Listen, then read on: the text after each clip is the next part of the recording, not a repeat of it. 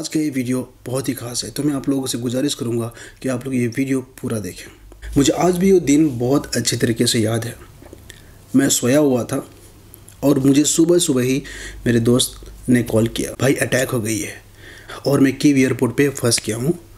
मेरे सारा सामान जो है फंस गया है। मेरा पासपोर्ट जो है एयरपोर्ट अथॉरिटी के पास है और वो पासपोर्ट अब मिल नहीं रहा है। मैं क्या करूँ? पहले तो मैं ये सुन के मैं एकदम शॉक्ड रह गया, क्योंकि मैंने रात को ही उसको रेलवे स्टेशन में छोड़ के आया था और सुबह सुबह ये न्यूज़ सुनना मेरे लिए बहुत ही शॉकिंग था। उसके बाद कि मैं मेरे जितने भी जान पहचान थे मैंने कॉल घुमाया तो पता चला कि मेरे और भी काफ़ी सारे दोस्त जो है उसी दिन इंडिया के लिए जाने वाले थे और वो भी वहीं फंसे हुए हैं।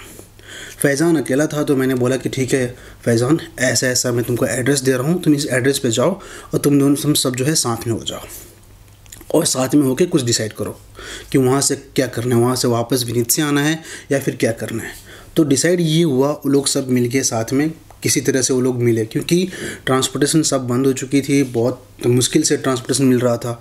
तो वो लोग किसी तरह से गए और मिले और मिलने के बाद में वो लोग सब के सब इंडियन एम्बेसी जो कीव में है वहाँ पे गए।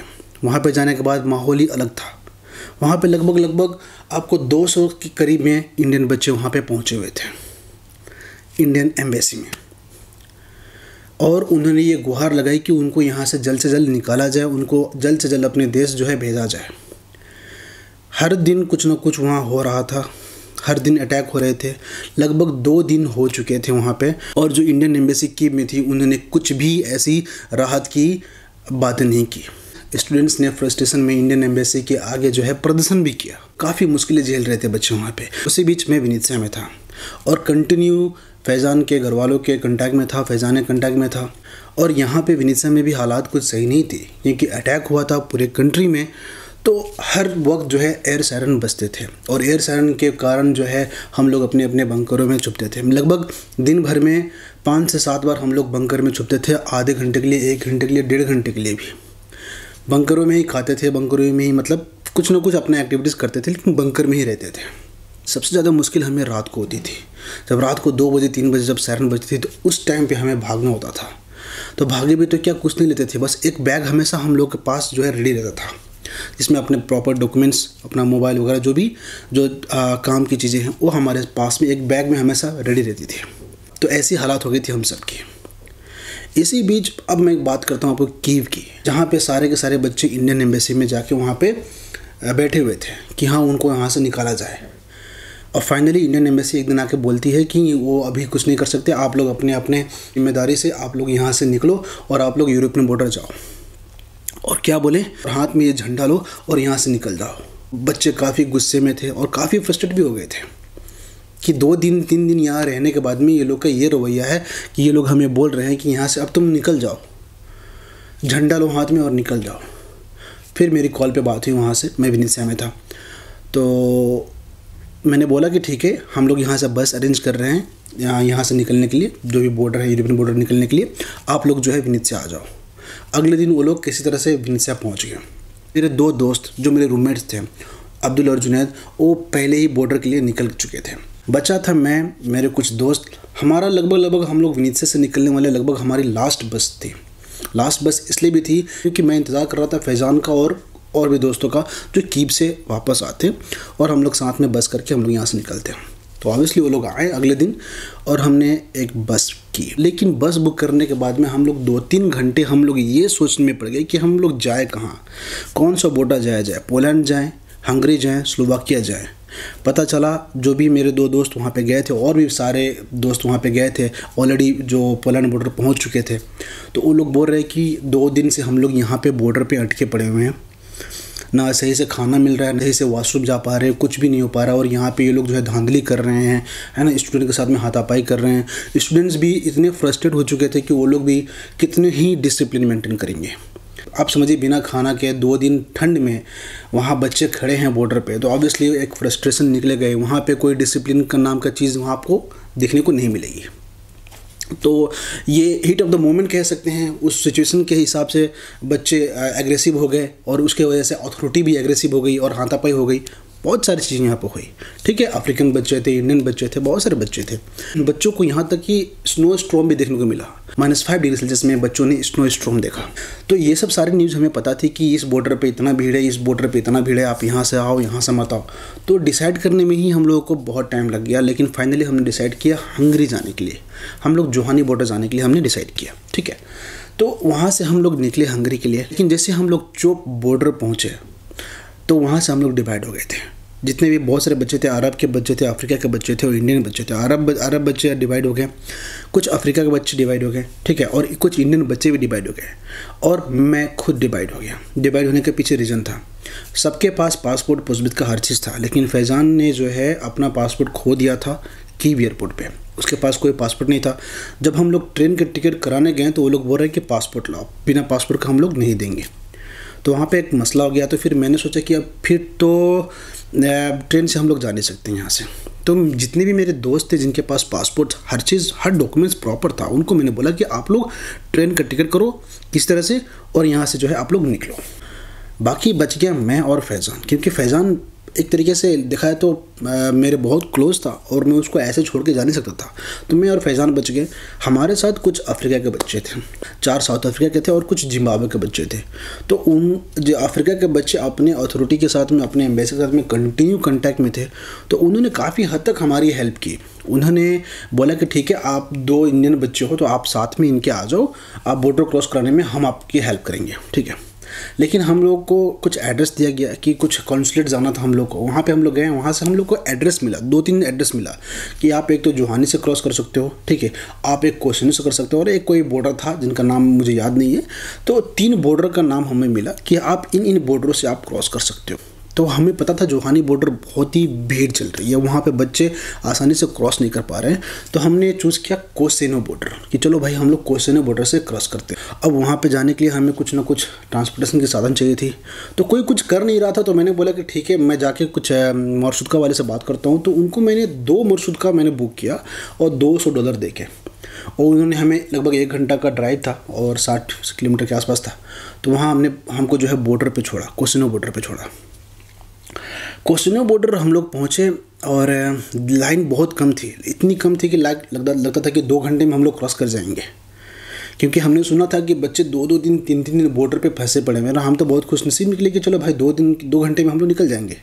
लेकिन ये 2 घंटे 10 घंटे हो गए, क्योंकि क्या होता था कि पीछे से जो भी यूक्रेनियंस और बच्चे और बूढ़े आते थे उनको पहले प्रायोरिटी मिलती थी कि आप लोग जाओ, और हम लोग लाइन में खड़े रह गए।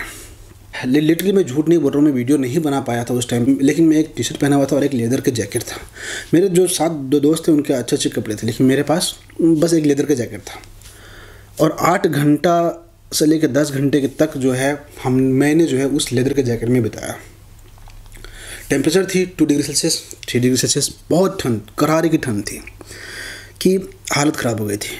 और 4 चेक पोस्ट जो है हमें क्रॉस करने के बाद में हमें फाइनली चेक पोस्ट क्रॉस किया। तो वहाँ पे हमें जो भी अफ्रीकन एम्बेसी द्वारा जो भी ट्रांसपोर्ट फैसिलिटी हम लोग को प्रोवाइड किया गया था, तो वहाँ पे जैसे मैं बैठा हूँ गाइस, उसके बाद में मैं 2-2.5 घंटे का ड्राइव कैसे ख़त्म हो गई अपने डेस्टिनेशन तक पहुँचते पहुँचते मुझे बिल्कुल याद नहीं। जो मैं इस तरह से करके लेटा हुआ था, उसके बाद में मुझे कुछ भी याद नहीं है। मेरे मतलब होता है ना कि जैसे कि शरीर के एक पुर्जे खुल चुके थे, ऐसा मुझे फील हो रहा था। तो मैं 2-2.5 घंटा जो सोया, उसके बाद में मैं उठा, डेस्टिनेशन पे पहुँच लिए। कहाँ गए हम लोग गए मिस्कोल सिटी। और यहाँ पे हम लोग के लिए बहुत ही अच्छा उन्होंने प्रोवाइड कराया हुआ था, खाना पीना रहना सहना बहुत ही अच्छा लगा मुझे। लेकिन उसके अपोजिट देखा जाए तो बॉर्डर क्रॉस करने से पहले हमें कुछ भी फैसिलिटी प्रोवाइड नहीं करी गई, ना ही अफ्रीका के द्वारा, ना ही इंडियन एम्बेसी द्वारा इंडियन बच्चों के लिए। इंडियन एम्बेसी का कंसर्न क्या था कि हाँ आप लोग बॉर्डर क्रॉस कर जाओ, वहाँ से हम लोग देख लेंगे। लेकिन सबसे पहले बात तो बॉर्डर क्रॉस करने में ही इतनी तकलीफ़ें आ रही थी बच्चों को कि बच्चे 2-2 दिन 3-3 दिन वहाँ पे फंसे रह गए। हम तो खुशनसीब थे कि चलो मैंने थोड़ा सा दिमाग लगाया कि भाई जोहान ना जाके कोसिनो चलते हैं, तो इसके कारण ही हम लोग थोड़ा सा जल्दी पहुँच भी पाए। उसके बाद में क्या हुआ, हम लोग गए मिस्कोल सिटी में हम लोग को अच्छा ट्रीटमेंट मिला, खाना पीना रहना सहना 2 से 3 दिन वहाँ के लोग ने, वहाँ के अथॉरिटी ने हमें रखा, खिलाया पिलाया और हमें 1 महीने का हंगरी का वीज़ा भी प्रोवाइड कराया। उन्होंने बोला कि अगर आपको 1 महीने यहाँ रह के अगर मान लीजिए हालात सही होता है तो आप यूक्रेन वापस जाना चाहते हो चले जाना, नहीं तो आप अपने देश चले जाना। हमने बोला नहीं, हम अपने देश जो है चले जाएंगे। वहाँ से वीज़ा देने के बाद में उन्होंने हमारे लिए ट्रेन टिकट भी प्रोवाइड कराया वहीं की अथॉरिटी ने, और वो जो हमें बुदापेस्ट के लिए छोड़ने भी आए। अगले दिन हम लोग बुदापेस्ट पहुँचे। बुदापेस्ट पहुँचने के बाद भी वहाँ पे भी हमको जो है काफ़ी अच्छा वेलकम हुआ। वहाँ पे एक जगह हमको रहने के लिए भी मिला। वहाँ पे जो भी लोकल लोग जो थे बहुत ही हेल्पफुल थे। तो आप अपने घरों में, हॉस्टल में जो है ना रहने के लिए हमें काफ़ी अच्छा खासा जो है इंतज़ाम किया गया था और दिया गया था। तो हम लोग 1 दिन रुके। हम लोग कुछ अच्छा खासा लगा नहीं वहाँ पे माहौल इन द सेंस कि ये नहीं बोलूँगा कि उन्होंने हमें अच्छा फैसिलिटी प्रोवाइड नहीं की, लेकिन हाँ कुछ माहौल हमको जो है अच्छा नहीं लगा। तो उसकी वजह से हम लोग होटल में रहने चले गए और होटल में हम लोग 2 दिन रहे। 2 दिन बुदापेस्ट देखा भी हमने ऑब्वियसली। 2 दिन बुदापेस्ट में रुकने का रीज़न ये था कि फैज़ान का पासपोर्ट खो चुका था, तो इसीलिए हमको जो है बुदापेस्ट जो इंडियन एम्बेसी जो वहाँ पे है वहाँ पे हम लोग ने अर्जी लगाई और वहाँ से लगभग दूसरे दिन आराम से बहुत ही ईजिली हमको जो है फैज़ान का जो आपका जो पासपोर्ट है वो मिल गया आराम से।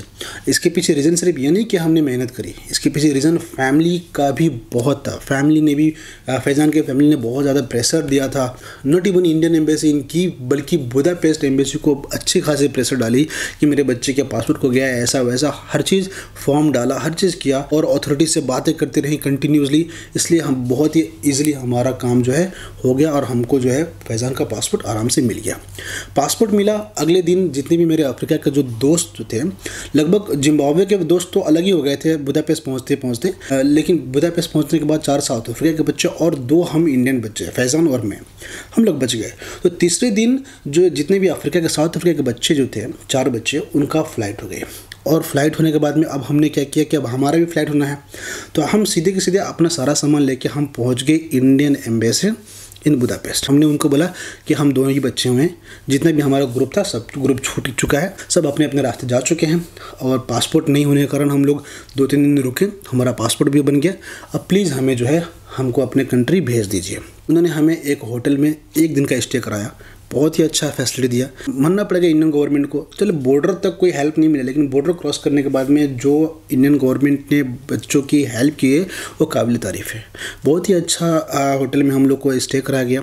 अगले दिन हमारी फ़्लाइट भी हो गई और हम पहुंच गए दिल्ली एयरपोर्ट। मैं स्टोरी को बहुत शॉर्ट में बता रहा हूँ, बहुत सारी चीज़ें ऐसी हुई कि मैं क्या ही बताऊँ आपको, लेकिन हम लोग दिल्ली कैसे तरह से पहुँच गए। दिल्ली पहुँचने के बाद में वहाँ पे भी बहुत ही अच्छा फैसिलिटी था स्टेट गवर्नमेंट द्वारा। हर स्टेट का अपना अपना एक ना डेस्क लगा हुआ था कि जो जिस स्टेट से बच्चे आ रहे हैं वो अपने अपने गवर्नमेंट वाले डेस्क पे जाएँ और वहाँ पर उनको अच्छा फैसिलिटी प्रोवाइड किया जा रहा था, खाना पीना। फिर उसके बाद में उनके लिए फ़्लाइट टिकट अरेंज था और फ्लाइट टिकट अरेंज करने के बाद में आप अपने स्टेट में पहुंचते हैं और अपने स्टेट पहुंचने के बाद में वहाँ पे कुछ पुलिस इंक्वायरी होता था। पुलिस इंक्वायरी हाँ कि ये बच्चा जो है पहुंच चुका है और वहाँ पे सिग्नेचर करते थे, खाना वाना मिलता था। और वहाँ से एक बंदे को, मान लीजिए अगर मैं इस चंपारण से हूँ तो इस चंपारण में कितने बच्चे हैं, 2-3 बच्चे हैं, तो 2-3 बच्चों को एक गाड़ी मिलती थी, आराम से उसके घर तक छोड़ने जाते थे और घर तक छोड़ के आए हैं। मैं बस एक ही बच्चा था, तो मुझे एक अलग से पर्सनल गाड़ी मिली, एक ड्राइवर मिला और उन्होंने मुझे मेरे अपने घर तक छोड़ के आए लिटरली। तो बॉर्डर क्रॉस करने के बाद में इंडियन गवर्नमेंट ने बहुत ज़्यादा हेल्प करी हमारी, लेकिन बॉर्डर क्रॉस करने से पहले जो परेशानी हुई है इंडियन बच्चों को, कोई भी बच्चों के, जो भी कंट्री के बच्चे थे, सबको परेशानी झेलनी पड़ी। इंडिया पहुंचने के बाद में ऑब्वियसली जानते हैं घर पे काफ़ी सारे जो रिलेटिव्स, जो फ्रेंड्स आते हैं कि हाँ अरे हाल खबर पूछने के लिए, अरे क्या हुआ, कैसे हुआ, ठीक तो हो, कोई दिक्कत तो नहीं हुई, क्या हुआ, अरे क्या कोई दिक्कत नहीं हुई, दिक्कत ही तो झेल के आ रहे हैं। तो बहुत सारी चीज़ें हुई। बस 4 से 5 दिन ये चीज़ें चली। उसके बाद में 6ठे दिन से लोग जो है ऐसी नज़रों से देखने लगे कि भाई हम लोग तो कुछ क्राइम करके आए हैं, मतलब कुछ अच्छे नज़र से नहीं देखते थे कि अरे हाँ इसका तो लाइफ ख़राब, इसका तो लाइफ बर्बाद हो गया, अब तो ये कुछ कर नहीं सकता है, अब क्या करेगा, यूक्रेन तबाह हो गया, यूक्रेन बर्बाद हो गया, अब तो यूक्रेन जा नहीं सकता है, इसका पढ़ाई ख़त्म, 3 साल 4 साल लगा लिया, अब कुछ नहीं कर सकता है। इस तरह से हमारी हालात हो गई। ये मैं देख नहीं पाया, मैं 1 महीने भी नहीं रह पाया अपने गांव और वहाँ से मैं निकल गया कोटा। क्यों भाई चलो कोटा जाऊँ, क्योंकि मैं कोटा में पहले से रहा हुआ था, 3-4 साल मैंने प्रिपरेशन की हुई थी, तो मैंने सोचा कि चलो वहीं पे रहूँगा। 1 आध महीने और ऑनलाइन क्लासेस बची हुई हैं, उसको ख़त्म करके और वहाँ पर थोड़ा सा पढ़ाई भी अच्छी हो जाएगी, तो मैं कोटा चला गया। कोटा आने के बाद में भी 1-1.5 महीना ऑनलाइन क्लास किया, उसके बाद में हमारी जो है छुट्टियां लग गई। और इस बीच जो भी एकोमोडेशन इंडिया का हल्ला चला, जो भी केसेस चले, जो भी PIL डाली गई, वो तो भाई साहब आप सब ने देखी है और मैंने भर के वीडियो डाली हुई है इस पर कि हाँ क्या क्या हमें झेलनी पड़ी और क्या क्या क्रिटिसिज्म हमें सहना पड़ा। इस चीज़ को लेके मैं इतना फ्रस्ट्रेट हो गया। ऑनलाइन क्लासेस करोगे तो आपकी डिग्री इनवैलिड हो जाएगी। उससे अच्छा ये है कि आप लोग जो है आप या तो ट्रांसफ़र ले लो या तो आप वापस जाओ। ट्रांसफ़र का मैंने बहुत सोचा कि भाई ट्रांसफ़र मेरे लिए सही नहीं लग रहा था, ठीक है। तो मैंने 1 महीना मतलब देखा, सितंबर 1st वीक से जो हमारा क्लास स्टार्ट हुई और अक्टूबर 1st वीक में मैं यूक्रेन वापस भी आ गया। और तब से मैं यहाँ पे जितनी भी अपडेट्स हैं यूक्रेन के रिगार्डिंग, यूक्रेन के वॉर के रिगार्डिंग, कंडीशन रिगार्डिंग कि विनित्सा में क्या हाल है, यूक्रेन की क्या हाल है, मैं आप सबको अपडेट्स दे रहा हूँ। चाहे वीज़ा के रिगार्डिंग जो भी है, बच्चे जैसे भी आना चाहते हैं, हर अपडेट्स जो है मैंने आपको दी है। आज 1 साल हो चुके हैं पूरे और अभी भी हालात कुछ सही नहीं हुई है। अभी भी यूक्रेनियंस जूझ रहे हैं, अभी भी लड़ाई हो रही है, अभी भी बच्चे स्ट्रगल कर रहे हैं वापस यूक्रेन आने के लिए। अभी भी यहाँ पे जो बच्चे हैं वो एक डर के माहौल में हैं कि हाँ भाई कभी भी कुछ भी हो सकता है, क्योंकि कंट्री वॉर के स्टेट में है और मोस्टली जो ईस्टर्न यूक्रेन में है उनको कुछ ज़्यादा ही दिक्कत है क्योंकि वॉर तो उधर ही हो रही है। अब मैं इस वीडियो को एंड करना चाहता हूँ और एंड करते करते मैं आपको ये बोलना चाहता हूँ कि जो भी ईस्टर्न यूक्रेन में बच्चे आप पढ़ रहे थे, आप ट्रांसफ़र ले लो, आप नहीं आओ तो बेटर रहेगा। वेस्टर्न साइड में जितने भी आप बच्चे थे पहले से पढ़ रहे थे, आप वापस आ जाओ, कोई दिक्कत नहीं है, जहाँ तक मेरा मानना है। क्योंकि भाई एक चीज़ तो आपको माननी पड़ेगी, यूक्रेन के अलावा MBBS अब्रोड जो बजट में अपनी आती है ना, वो और कहीं नहीं है मेरे दोस्त। कितना मैं ठोक के बताता हूँ आपको, चाहे क्लिनिकल एक्सपोजर्स हो, चाहे पढ़ाई हो, चाहे टीचर्स हो, चाहे इन्वायरमेंट हो, हर चीज़ यूक्रेन का बेटर है compared to Russia, Uzbekistan, Kazakhstan, each and every country जो कि अपने बजट में है। मैं ये नहीं बोलूँगा कि यूरोपियन कंट्री में चला जाओ, वो तो भाई बजट के बाहर होते हैं ना, लेकिन जो बजट में है सबसे बेस्ट। सो गाइस, मैं इस वीडियो में आपको इतना ही बोलना चाहता था कि मेरे जो भी 1 साल की ये जर्नी थी, जो मैंने स्ट्रगल किया, झेला, देखा, सुना, समझा और वापस फिर से मैं यूक्रेन आया, मैं सोचा था कि एक वीडियो बनाऊं इस पे और आप लोगों को थोड़ा सा अपनी जर्नी के बारे में बताऊं। तो थैंक यू सो मच। यही थी मेरी स्मॉल जर्नी, पूरा रशिया यूक्रेन वॉर की कहानी मेरी ज़ुबानी। Thank you so much.